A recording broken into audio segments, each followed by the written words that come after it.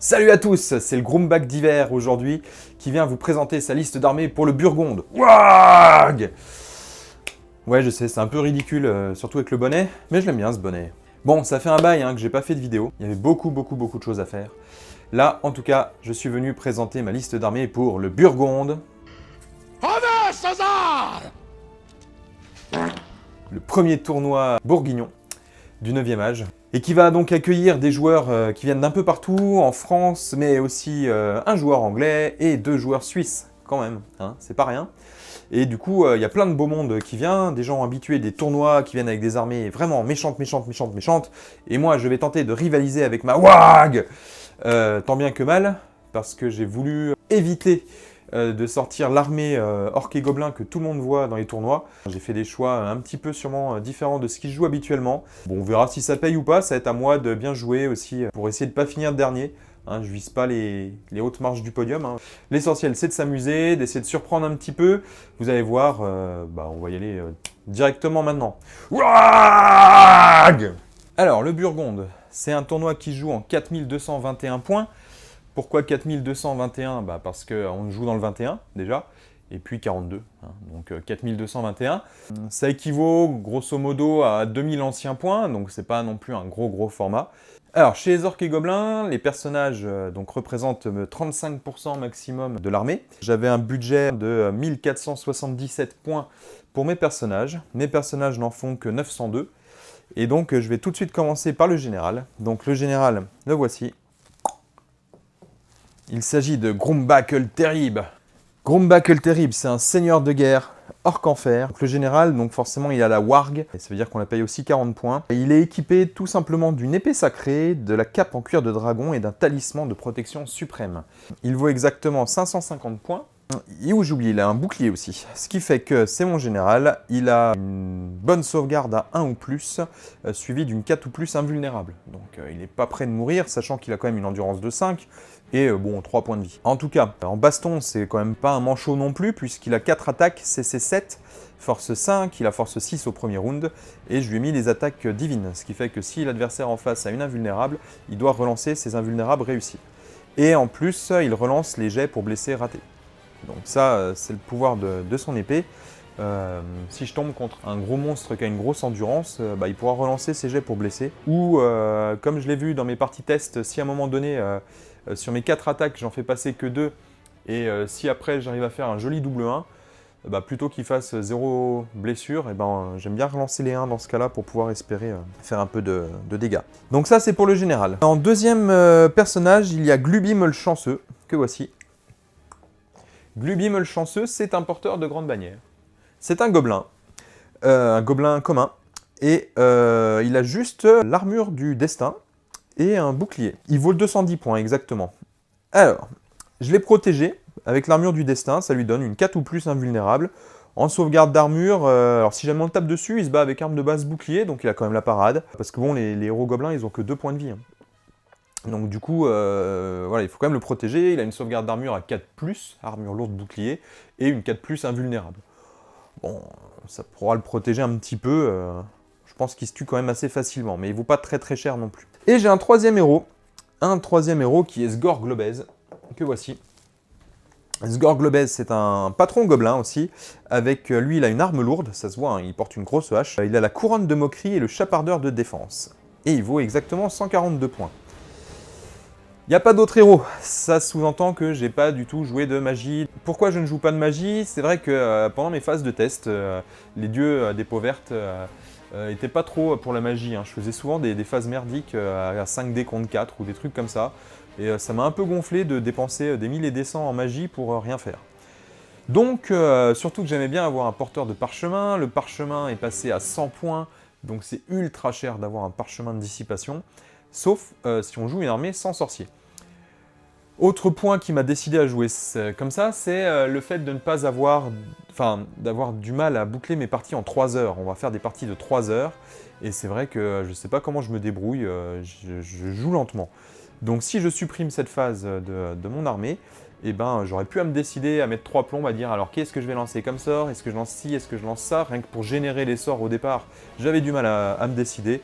Donc là, je vire toute cette partie-là, j'organise, donc il faut quand même que je puisse aussi m'occuper, répondre aux questions à droite à gauche s'il y a besoin.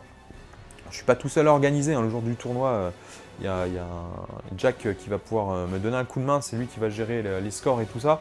Il a plus l'habitude de faire ça, mais bon quand même. Donc voilà, j'ai préféré jouer sans magie. Ce qui fait que je lui ai quand même mis la couronne de moquerie, parce qu'en gros c'est l'équivalent d'un parchemin de dissipation, mais qui ne vaut que 30 points au lieu de 100. Mais sauf que cet objet, on peut le sélectionner que dans une armée sans sorcier. Et puis bah, le héros en lui-même, si jamais on décide de lui taper dessus, si jamais il tombe contre un gros boss, et ben en fait ça peut être pas mal de lancer un défi, parce qu'en fait mon chapardeur de défense, qui est un petit objet gobelin, son avantage c'est que je chope les sauvegardes de mon adversaire. Donc si je me fais taper par un gros monsieur comme mon général qui a une sauvegarde d'armure à 1 ou plus, puis une 4+, invulnérable, et ben mon personnage il chope la même chose. Donc voilà. Après, il a quand même une armure légère, un bouclier. Enfin, le bouclier servira à rien vu qu'il se bat avec arme lourde. Donc c'est sûr que si je tombe contre un gars à poil, il risque de pas faire long feu. Bon, après, tant pis, hein, s'il se fait dézinguer, il se fait dézinguer. Il vaut pas très cher non plus, c'est l'avantage des personnages gobelins. Il fait que 142 points. Donc même s'il se fait fracasser, c'est pas très grave. Sachant qu'il sera dans le même régiment que la Grande Bannière. Donc il va falloir choisir un petit peu sur qui taper. Donc voilà, ça c'est pour mes héros. Nous passons maintenant aux unités de base. Dans les unités de base, j'ai gardé quand même le classique, hein, c'est-à-dire que j'ai un régiment qui s'appelle les bourrins de Kraboum, parce que Kraboum c'est le nom du champion, qui est constitué d'orques primitifs Briscrâne. Le voici, le régiment. Ce régiment, dans mes parties test au départ, j'en avais mis que 18. Alors, il s'avère que 18, ça fait quand même pas beaucoup, donc j'ai opté pour un régiment de 24. J'ai longuement hésité aussi entre les brise-crânes et les orques normaux. Finalement, je joue le classique de chez classique.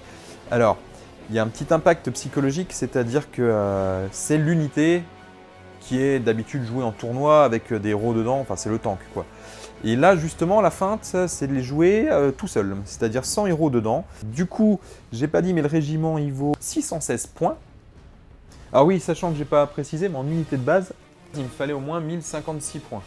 Moi, j'en joue 1177, donc c'est bon, je suis bien dans les cases. Ah, j'ai longuement hésité, je voulais pas sortir ce que tout le monde joue en tournoi. Celui-là, je l'ai quand même sorti, j'ai pas mis de héros dedans. Parce que l'inconvénient, c'est qu'avec la frénésie et tout ça, un bon joueur, il peut sûrement me les envoyer se balader pour arriver de flanc. Et si dedans, il y a la grande bannière et le général, c'est un sac à points de perdu. Là, c'est vrai que c'est un régiment qui fait quand même pas mal de points, un 616. Mais je peux un peu l'envoyer, même un petit peu au suicide. C'est-à-dire que si je l'envoie charger un gros régiment, et que je sais qu'il va mourir derrière, mais faire quelques pertes, ça peut permettre à d'autres choses de venir achever le régiment. L'idée, c'est qu'ils aient aussi, alors ils sont équipés bien sûr de 2 armes de base. Ils ont la frénésie, ce qui fait que chaque orc a quand même 3 attaques CC4, force 5 au premier round d'un combat, force 4. J'ai beau chercher, tourner mes listes dans tous les sens, il n'y a rien de mieux en base qui apporte un tel punch, quoi. Après, c'est sûr que voilà, tout le monde joue ça en tournoi, ça m'énerve un peu parce que j'aimerais bien sortir un petit peu de ce cadre-là, mais bon, c'est pas grave. Deuxième unité de base, les capuchonnés de Podzob, que voici. Alors, les capuchonnés de Podzob. Podzob, c'est le nom du champion. Je trouve que c'est un très bon nom pour les champions gobelins Podzob. Qu'est-ce qu'il y a dans cette unité? Donc cette unité de 39 gobelins des cavernes, donc maintenant ils sont automatiquement équipés de filets. Ils ont arme de base bouclier, il y a 2 boulets fous qui sont dedans. 2 boulets fous qui sont dans le régiment. Il y a l'état-major complet et l'icône de pot de fer. Ça fait un régiment à 561 points et c'est ma deuxième unité de base. L'idée de ce régiment, vous voyez, il a beaucoup de rangs, donc lui, le but c'est qu'il encaisse des charges de trucs méchants. L'avantage c'est qu'il a la parade avec arme de base bouclier, donc même avec ma pauvre CC2 de gobelin, l'adversaire me touchera sur des 4 ou plus. Souvent les régiments d'élite, ils ont quand même, enfin les régiments d'élite, les régiments déjà, s'ils ont force 4, c'est déjà pas mal. Il y en a certains qui arrivent à passer à force 5, mais déjà un régiment à force 4 qui vient taper sur mes gobelins, et ben grâce au filet, et sans malchance, puisque j'ai quand même qu'une chance sur 6 de me rater, mais grâce au filet, je mets -1 en force. à l'adversaire. Donc si je tombe contre un gros pavé qui a une bonne CC, une force de 4, ben, finalement il va toucher mes gobelins sur des 4+, et les blesser sur du 4+. Donc oui, j'ai qu'une endurance de 3 derrière, j'ai quasiment pas de sauvegarde d'armure, les gobelins ils risquent de voler, mais mine de rien, ils encaissent quand même un peu, et puis à la fin, même si j'en perds 15, il me restera quand même pas mal de rangs pour faire la différence et espérer être tenace. Donc, ce régiment, en fait, il va être rejoint tout simplement par 2 héros. Ce régiment va être rejoint par les 2 héros gobelins.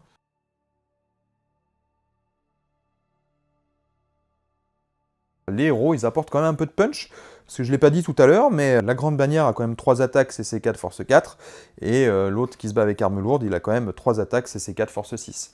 Donc souvent, l'adversaire il va plutôt chercher à faire du score, et donc peut-être à tuer mes gobelins, et moi, en riposte, mes gobelins ils font quasiment pas mal, mais bon, il y a quand même les héros qui peuvent apporter un peu de différence. Et puis, l'autre avantage, c'est quand même les 2 boulets fous, qui sont souvent une épine dans le pied de l'adversaire. Voilà pour mes unités de base. Nous passons maintenant aux unités spéciales. Donc dans les unités spéciales, il n'y a aucune limite, on met ce qu'on veut en points. Donc j'ai 1002 points. Avec du coup un 3e gros régiment qui va être les armurés de Grimgor Bite en Fer. Et ouais, ça c'est du nom. Grimgor Bite en Fer, c'est le champion. Le champion du régiment. Alors je ne mets pas la bannière au départ parce que comme elle est en métal, elle a tendance à tomber en avant. Hop là. Donc les armurés de Grimgor Bite en Fer, c'est 23. Orque noir. Mais pourquoi 23 et pas 24? Eh bien tout simplement parce que le général, il va venir dans le régiment.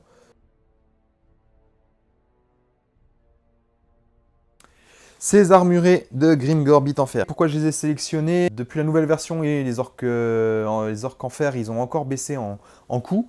Je pense que c'est quand même un bon régiment d'élite. Hein. Là, ils sont 24. Ils ont la règle maître d'armes, donc ils choisissent avec quoi ils se battent.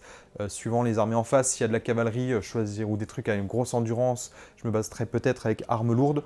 Il faut voir qu'un orque de base, certes, il n'a qu'une attaque, mais il a CC5, force 4, donc force 5 au premier round de combat. Donc ça reste quand même un bon gros costaud. Si je le joue avec arme de base bouclier, il gagne la règle parade si vraiment je tombe contre un mec qui a une super CC. Et par contre, je passe à une sauvegarde d'armure parce que j'ai l'armure de plate et le bouclier à 3+. Donc même s'il a une force de 5, ça me fait quand même une sauvegarde d'armure de 5+. J'en sauve 1 sur 3, quoi. Donc c'est quand même pas mal de se battre avec arme de base bouclier. Sinon, si l'autre il n'a pas une grosse force, ça dépend sur quoi je tombe, ou si à l'inverse il a une super force et que je vais avoir une sauvegarde de mouise, dans ce cas-là je privilégierais peut-être la paire d'armes.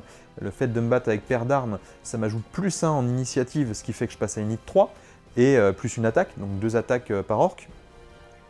Et puis sinon je peux aussi me battre avec arme lourde, donc là oui je frappe en dernier. J'ai pas la sauvegarde du bouclier, mais je passe à force 7 au premier round de combat, 6 aux autres rounds de combat. Donc là, contre des gros monstres ou des chevaliers, ça peut être carrément pas mal. Quitte à, par exemple, au premier round, contre une charge de chevalier, encaisser avec les boucliers, pour pas avoir trop de pertes. Et puis au deuxième round, là où il n'y a plus l'impact de la lance de cavalerie, et ben, peut-être choisir l'arme lourde. Leur second avantage, c'est d'être avec un héros, qui est mon général, qui est quand même bien protégé.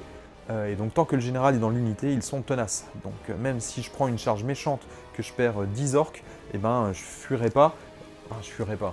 S'il y a la grande bannière pas loin, le général avec un commandement de 9 relançables, il y a quand même de fortes chances pour que je reste. Il y a autre chose que j'ai pas dit, c'est que ce régiment a l'icône d'Aether.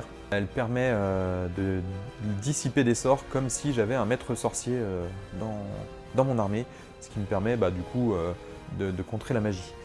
Le régiment vaut 648 points, donc là il y a un sac à points grâce aussi au général. Donc c'est vrai que ça c'est le gros régiment qui vaut des points. Toujours dans les unités spéciales, j'ai joué les frappadingues. Les frappadingues, c'est juste 6 petits bondisseurs Niark. J'en ai joué qu'une unité. Souvent en tournoi, les gens ils en jouent 3 unités de 5. Comme je l'ai dit, moi je veux pas jouer ce qu'ils jouent en tournoi. Donc, je veux pas. Je voulais faire une armée un peu originale, j'en ai quand même sorti 6, parce que ça reste quand même ultra polyvalent. Ils valent 174 points, donc je vous dis, là, ils ont un super rôle au niveau de la polyvalence dans l'armée. Ils peuvent servir de redirecteur, ils peuvent venir charger des petits régiments qui ont une moins bonne unité qu'eux, ils ont quand même une unité 4, et puis faire des dégâts. Ils peuvent se charger, d'aller chercher des machines de guerre, ce genre de choses. L'avantage, c'est que là, ils font 2d3 touches d'impact tant qu'ils sont 6. L'adversaire, s'il sacrifie des tirs ou un peu de magie pour en tuer, ils feront peut-être plus qu'un des 3 touches d'impact, mais voilà, il sera obligé d'avoir tiré dessus, quoi. Après, ils ont 2 attaques par Niark, ils ont quand même une CC de 4, une force de 5. Après, bon, il y a les gobelins au-dessus qui tapent, mais ça, on s'en fiche. Avec un bon mouvement, un mouvement de 5, mouvement de 6 de vol, donc non, ça reste une très très bonne unité. Alors après, c'est là où je sors un peu des, des sentiers battus, puisque je vais jouer une doublette de carriole de Morveux. Donc il y en a une, c'est le bric-à-brac, et l'autre, c'est l'autre bric-à-brac. Donc les carrioles de Morveux, c'est un petit peu dommage, moi j'aimais bien les booster. Et là, depuis la version 1.2, on ne peut plus les améliorer. Mais elles ont la seule amélioration en fait que je jouais pas, qui est directement intégrée dans le prix. Alors là, l'avantage, c'est que maintenant, elles valent 90 points chacune, donc elles valent rien, et c'est toujours un truc pénible. Ce que j'aime dans ce régiment-là, c'est qu'il a un mouvement aléatoire, donc on ne peut pas les contourner. Que même s'il y a un gars, il veut passer derrière, et ben je m'en fiche, je peux charger par derrière aussi. L'adversaire, il va être obligé forcément de sacrifier des choses dessus, parce que sinon, s'il les laisse venir, il se prend 2 dés de 6 touches force 4. Et 2 dés de 6 touches force 4 perforant 2, il n'y a quand même pas beaucoup d'unités qui aiment prendre ça, à part les gros monstres. Mais c'est vrai que sur des elfes ou même contre des nains, endurance 4, 2 dés 6 touches force 4 avec un peu de chance. Je mise un peu sur la chance, vous allez voir. Mais bon, voilà, je me dis ça peut faire la différence. Et puis c'est un truc un peu pénible à gérer. 90 points, donc là il y en a 180 points pour les deux. Ça vaut rien. 45 anciens points, franchement, ça vaut rien. C'est un peu un truc pénible. Ils sont peints, parce que c'était un critère de sélection. Je veux une armée entièrement peinte. Et voilà, donc du coup je sors ma doublette. Ensuite, on va passer à la catégorie la mort venue du ciel, pardon, donc qui est la catégorie des machines de guerre. Donc là j'avais 15% de ma liste que je pouvais dépenser dans cette catégorie, ce qui fait 633 points. Et ben j'ai 580 points quand même, donc j'ai décidé de jouer un petit peu de machines de guerre. En l'occurrence, je vais jouer une doublette d'embrocheur.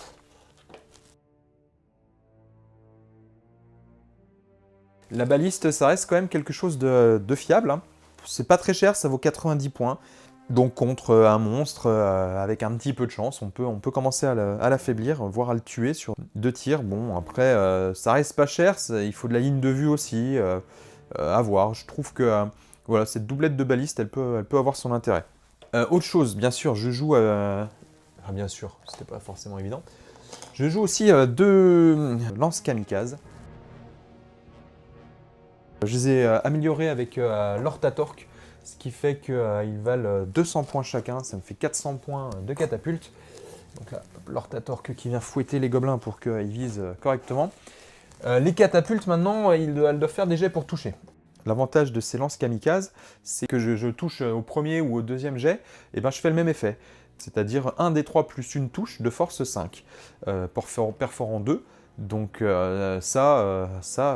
de rien, ça fait des petits trous dans les régiments, entre autres sur les régiments d'élite, genre les chevaliers, contre des chevaliers en perdre 2, même 3 sur un tir, en général les chevaliers ils n'aiment pas. Sur des monstres, c'est un peu plus compliqué, mais même sur des régiments populeux, on peut faire déjà quelques morts ou viser des trucs pénibles chez l'adversaire, enfin voilà quoi. Donc cette doublette de catapulte, je me dis qu'elle peut avoir son efficacité. Ah, j'ai oublié de dire les noms. Les 2 embrocheurs, il y en a un qui s'appelle Kipik et l'autre qui s'appelle Kitrou. Et puis les 2 lance-kamikazes, il y en a un qui s'appelle Lance-Taré et Lance-Barjo.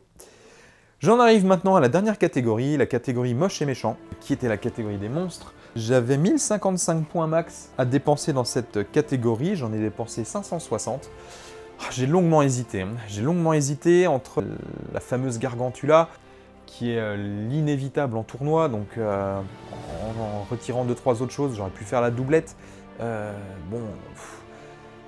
Pourquoi j'ai pas sélectionné la Gargantula, comme je l'ai dit, parce que je veux une armée différente de ce qui joue en tournoi. Et puis le deuxième point, c'est qu'il aurait fallu que j'en peigne une deuxième avant le tournoi, et ça j'avais pas le temps. Donc du coup c'est pas pour cette fois-ci, je ne sors pas la doublette de Gargantula. J'ai hésité avec l'idole. L'idole, elle peut être rigolote. Elle a beau avoir une endurance de 8, elle n'est pas si forte que ça au combat, je trouve. Finalement, pour 560 points, j'ai préféré sortir la bonne vieille doublette de géant, à savoir le géant Casino et le géant VR. Alors, pourquoi une doublette de géant? Déjà parce que j'adore les géants, j'ai toujours adoré ces unités. Et je me rappelle qu'à une époque, à 2000 points, je sortais toujours ma doublette de géant. Ils valent pas grand chose, ils valent 280 points chacun. Bon, l'inconvénient du géant, on le sait tous, c'est son endurance de 5. Ce qui fait que c'est quand même une cible facile contre les tirs. Après, ses attaques aléatoires, ça peut séduire ou pas. Je trouve qu'il peut avoir un rôle utile, un peu contre tous, contre toutes les armées.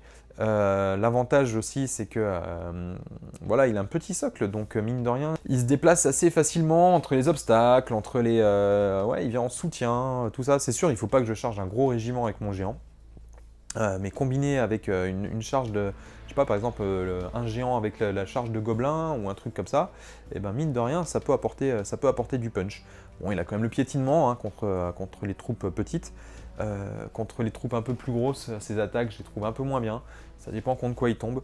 Je rigolerais bien s'il tombait contre un gros monstre bien plus fort que lui et puis qui lui fait un gros coup de boule de la mort qui tue, qui lui fait 2d6 blessures et qui le tue d'un coup. Donc voilà, je me dis un peu d'aléatoire. L'adversaire, il sait que c'est nul, enfin que c'est nul. Voilà, c'est peu joué, c'est pas la... Les gens n'ont pas très peur des géants, mais ils peuvent faire, je pense qu'ils peuvent faire leur différence et puis jouer intelligemment. Ils peuvent servir aussi, mine de rien, de redirecteur ou aller chasser des petits trucs. Protéger un peu les machines de guerre aussi. Je sais pas trop, on va voir. Au total, nous sommes à 4221 tout pile. Quand j'ai réfléchi à ma liste, je voulais absolument mes 3 pavés d'infanterie, là, mes 3 pavés d'infanterie fortes. La technique, suivant contre qui je tombe, il se peut que j'ai une technique assez passive au départ, c'est-à-dire que j'attends, j'essaye de dézinguer des choses avec les tirs, et puis le moment voulu, on charge. Le déploiement risque d'être un peu similaire, à savoir mes 3 pavés d'infanterie plutôt au centre, sur un flanc les 2 géants, sur l'autre flanc les 2 carrioles de morveux, les bondisseurs Niark, suivant un petit peu là où ils peuvent être utiles. Et puis les machines de guerre en retrait, des lignes de vue pour les balistes. Et puis voilà. Ça se peut aussi que j'alterne, que je mette un géant de chaque côté, on verra suivant ce qui est en face aussi, suivant les décors, suivant le scénario, tout ça. J'ai 3 unités de capture, mais voilà quoi. Donc je vous dis l'originalité, alors le ultra classique c'est ça.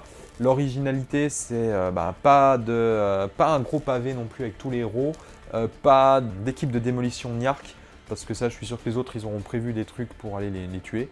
Et puis, pas de Gargantula. Voilà. C'était un peu le concept de ma liste. On verra. Je ferai un débriefing après le tournoi. De toute façon, quoi qu'il arrive, je vais rencontrer du beau monde, des nouveaux adversaires. Bon, ça serait quand même pas de bol que sur mes 5 parties, je tombe que sur mes copains. Mais même sans ça, ça sera aussi l'occasion de rencontrer des joueurs, voir d'autres façons de jouer, et puis voilà, en route vers la victoire. Ouais, on y croit à fond, même si j'ai une armée quand même un peu moins forte, si on joue bien, et si j'ai un petit peu de chance, parce que j'ai des trucs aléatoires, ça peut bien se passer. Je vise pas la première marche du podium, j'espère quand même pas finir dernier non plus, mais voilà quoi, ça va être rigolo en tout cas. Sur ce, je vous souhaite une bonne journée à tous, et je vous dis à bientôt pour de nouvelles aventures. Salut!